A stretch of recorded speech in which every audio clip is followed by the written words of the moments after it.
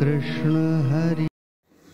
अध्याय 8 अक्षर ब्रह्मयोग भाग 7. स्वामी भक्त हो नमस्कार. गेल्या भागामध्ये आपण पाहिलं की प्रकाश स्थिती कशी असते. स्वरूप प्रकाशाच्या ठिकाणी अज्ञानाचा अंधार हा नसतोच आणि त्यामुळे हे जे चैतन्य आहे ते स्वच्छ सूर्यरूपी कणांचा ढीग असल्यासारखं असतं. आता आपण बघणार आहोत एक महत्त्वाची संकल्पना जी भगवंतांनी इथे सविस्तर अशी स्पष्ट केलेली आपल्याला दिसते आणि ती संकल्पना आहे देह कसा ठेवावा याचं मार्गदर्शन. ज्या वेळेला मरण समय जवळ येतो, अंतकाळ जवळ येतो, त्यावेळेला देह आपण कसा ठेवावा याचं सविस्तर मार्गदर्शन भगवंताने यामध्ये केलेलं आहे. मरणाच्या समयी किंवा अंतकाळ जवळ आले असताना मन एकाग्र करावं. भक्ती आणि योग यांनी आपण युक्त असावं आणि आपल्या दोन भुवयांच्या मध्ये प्राणवायूची योग्य प्रकारे स्थापना करावी. परमात्म्याचं स्मरण करावं आणि मग तो मनुष्य त्या तेजस्वी परमपुरुषाच्या प्रती हा निघतो, जातो. म्हणून तया परिपूर्ण ब्रह्मा ते जाणोन आठवी प्रयाण काळी जो का अंतरी एकाग्र करोनिया मन बाहेरी रचोन पद्मासन. अंतःकरण जे आहे आपलं त्याच्यामध्ये आपण एकाग्रता साधली पाहिजे, मनाची एकाग्रता साधली पाहिजे. आणि शरीराची बाहेरची स्थिती कशी असली पाहिजे तर शरीराच्या बाहेरच्या स्थितीमध्ये आपण पद्मासन घातलेलं असलं पाहिजे. पद्मासन हे एक प्रमुख योगासन आहे. आपल्या सर्वांना माहिती आहे की या योगासनामध्ये उजवा पाय डाव्या मांडीवर आणि डावा पाय उजव्या मांडीवर आपण ठेवलेला असतो आणि उजव्या गुडघ्यावर उजवा हात आणि डाव्या गुडघ्यावर डावा हात आपण ताठ ठेवतो. पाठीचा कणा ताठ ठेवतो, मान ताठ ठेवतो. अशी ही पद्मासनाची जी स्थिती आहे ती आपल्या बाह्य शरीर हे पद्मासनात रचलेलं असलं पाहिजे. मन अंतःकरण हे एकाग्र केलं पाहिजे. शरीराची बाहेरची स्थिती पद्मासनात असली पाहिजे. उत्तराभिमुख बैसोनिया देख जीवी योग सुख साठवोनी. आणि अशा वेळेला आपण उत्तरेकडे तोंड करून बसायचंय. अभिमुख म्हणजे तिकडे तोंड करून बसणे, उत्तर दिशेला तोंड करून आपण बसायचे आहे. मेळवोनी आत सर्व मनोधर्म ठेवोनिया प्रेम स्वरूपीचं. आपलं मन हे एकाग्र करायचंय. आणि प्रेम कशाबद्दल पाहिजे? आता संसाराबद्दल प्रेम नकोय. सगळे मनोधर्म, सगळं मन, सगळे मनाचे व्यापार हे आता एकाग्र केलेत.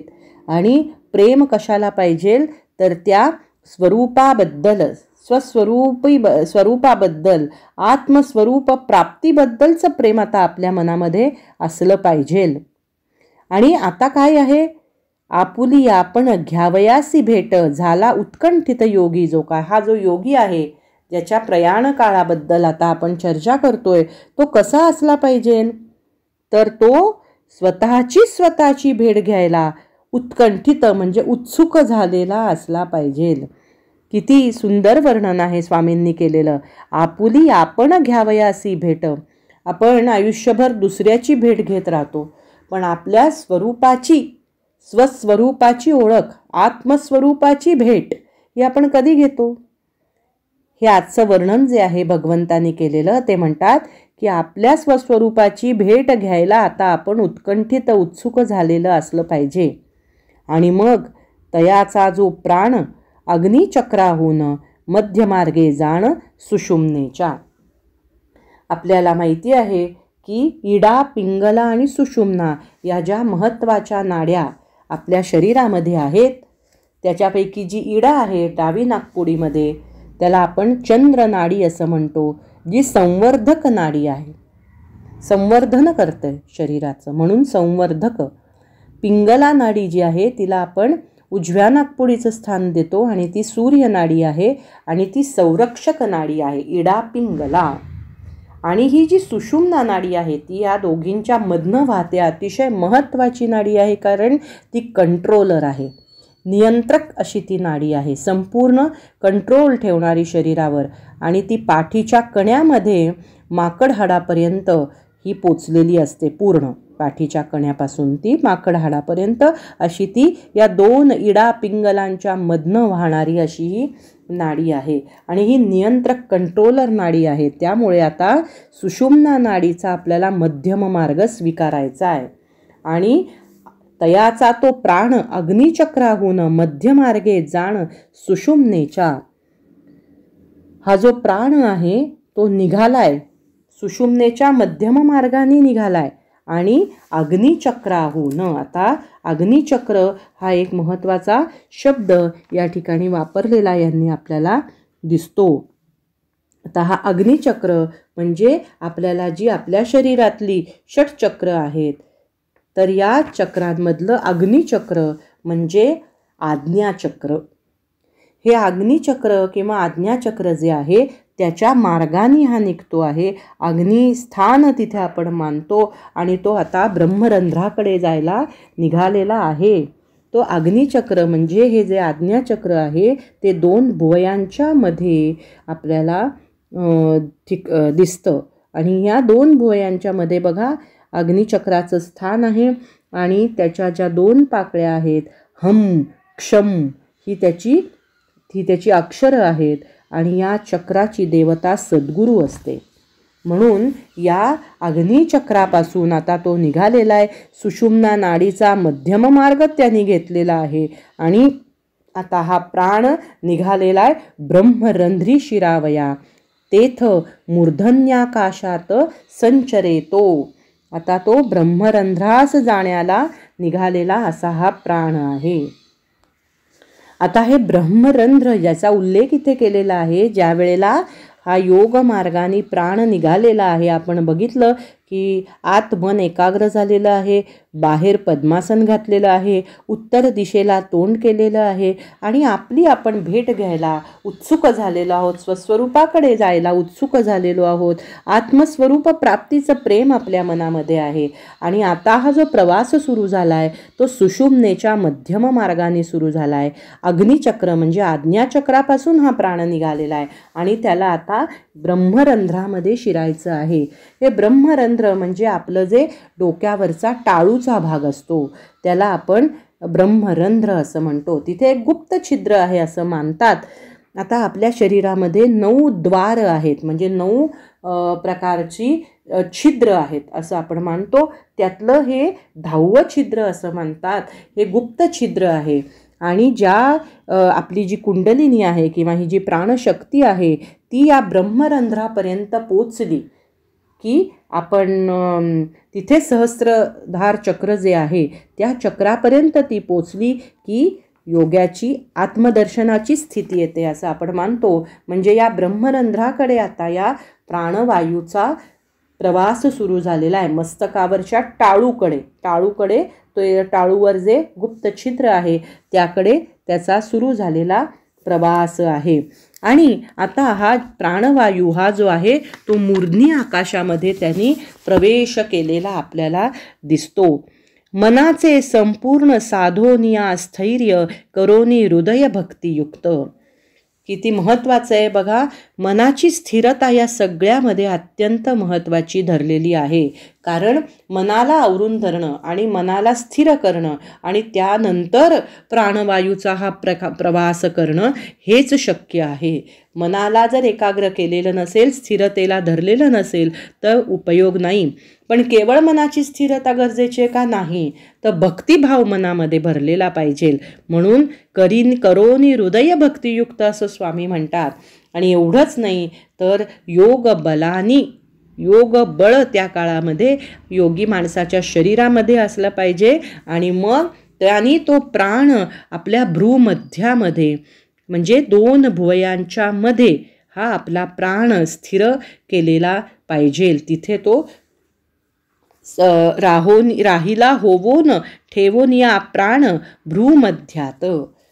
ही आपल्याला मनाची स्थिती पाहिजे, हृदयामध्ये भक्तियुक्तता पाहिजे, योग बळाने सिद्ध झालेलं पाहिजे आणि मग हा प्राणवायू जो आहे तो स्थिर केलेला पाहिजे भ्रूमध्यात, म्हणजे 2 भुवयांच्या मध्ये. घंटेतची लय पावे घंटानाद तैसे जडा जड विरविजो. बघा, जड अजड, चेतन आणि अचेतन, चैतन्ययुक्त गोष्टी असतात, काही निर्जीव गोष्टी असतात. या सगळ्या पदार्थांचा आता लय करून टाकणारे, विरवी लय करून टाकलेला आहे त्यांनी आता याचा. त्यामुळे हा जो प्राण आहे तो चेतन आणि अचेतन या पदार्थांना नाहीसा करून टाकलेला आहे आणि तो त्या भुवयांच्या मध्ये हा लय पावतो आहे. जैसा घटाखाली झाकला जो दिवा कळेना तो केव्हा काय झाला.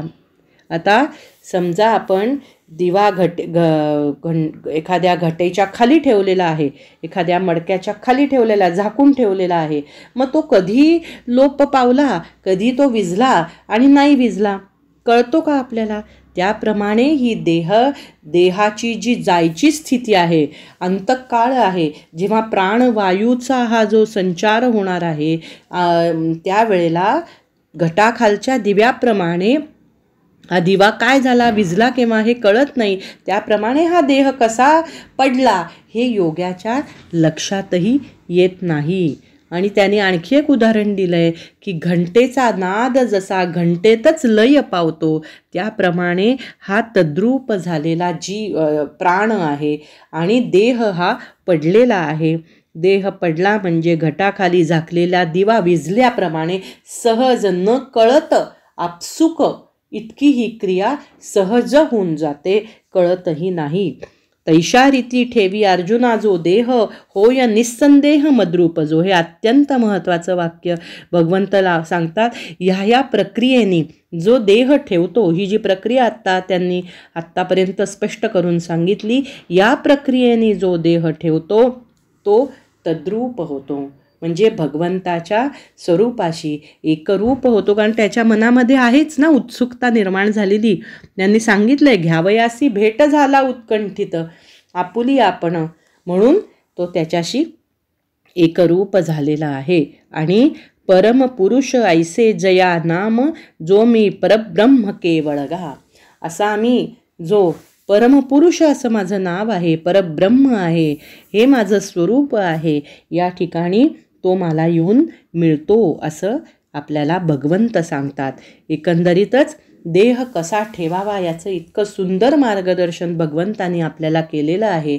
साधकांना आपल्या कुवतीप्रमाणे, पात्रतेप्रमाणे आपण हे करण्याचा प्रयत्न करावा, असंच खरं तर भगवंताचं या ठिकाणी सांगणं असणार आहे. योगी लोकांचं हे वर्णन जरी केलेलं असलं तरी साधकांनी अशा पद्धतीने देह ठेवावा असं आदर्श वस्तुपाठ या ठिकाणी घालून दिलेला आहे भगवंतांनी या स्पष्टीकरणातून.